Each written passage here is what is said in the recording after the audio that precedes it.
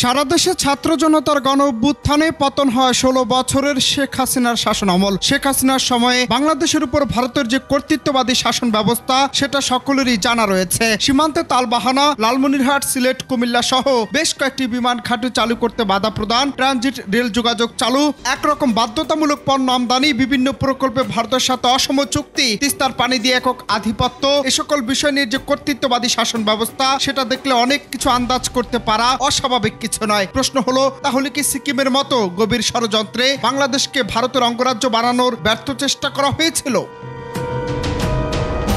আবার ২/৩ স্থায়ীভাবে তুষারবৃত পর্বতমালা নিয়ে গঠিত সিকিম, যা কাঞ্চনজঙ্ঘা ম্যাসিভ দ্বারা প্রভাবিত। সিকিমের বাসিন্দারা ঐতিহ্যবাহীভাবে পর্বতটিকে দেবতা এবং দেবতার বাসস্থান হিসেবে দেখেন। ভারত সিকিমের জন্য একটি সংবিধান তৈরি করেছিল, যা ১৯৭৪ সালে তার জাতীয় পরিষদ দ্বারা অনুমোদিত হয়েছিল। ১৯৭৫ সালে অনুষ্ঠিত একটি বিশেষ গণভোটে ৯৭% বেশি ভোটার সিকিমকে ভারতের সাথে একীভূত করার পক্ষে ভোট দেয়। ১৯৭৫ সালের ১৬ মে সিকিম ভারতের ২২তম রাজ্যে পরিণত হয়। লর্ড ডালহৌসি সিকিমকে ভারতের একীভূত করেন। মূলত এখানেই ছিল মহাপরিকল্পনা।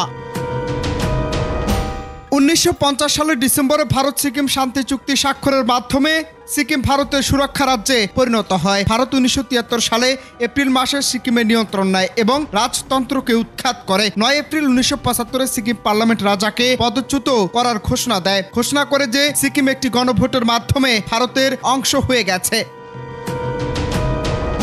মাত্র ৭,০৯৬ বর্গ কিলোমিটারের ছোট্ট দেশ সিকিমের জনগণ স্বাধীনতা চেয়েছিল। ১৯৪৭ সালে ব্রিটিশরা যখন উপমহাদেশ ছেড়ে চলে যায়, তখন সিকিমের ভারতের সাথে তারা যুক্ত হতে ইচ্ছুক কিনা এ প্রশ্নে গণভোট হয়েছিল। সিকিমের জনগণ প্রত্যাখ্যান করে এই প্রস্তাব, কিন্তু এরপর ৩০ বছর না পেরোতেই এক বিশ্বাসঘাতক লেন্দুফ দর্জি এবং ভারতের গোয়েন্দা সংস্থা রয়ের কুটচাল ও সিকিমের রাজার সরলতায় সিকিম হয়ে ওঠে ভারতের প্রদেশ।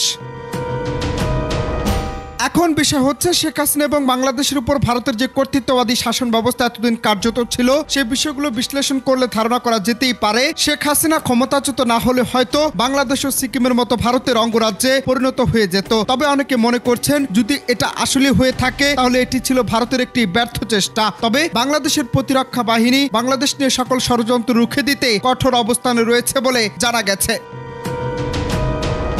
অনন্ত হাসান মাসুদ, বাংলা টিভি, ঢাকা।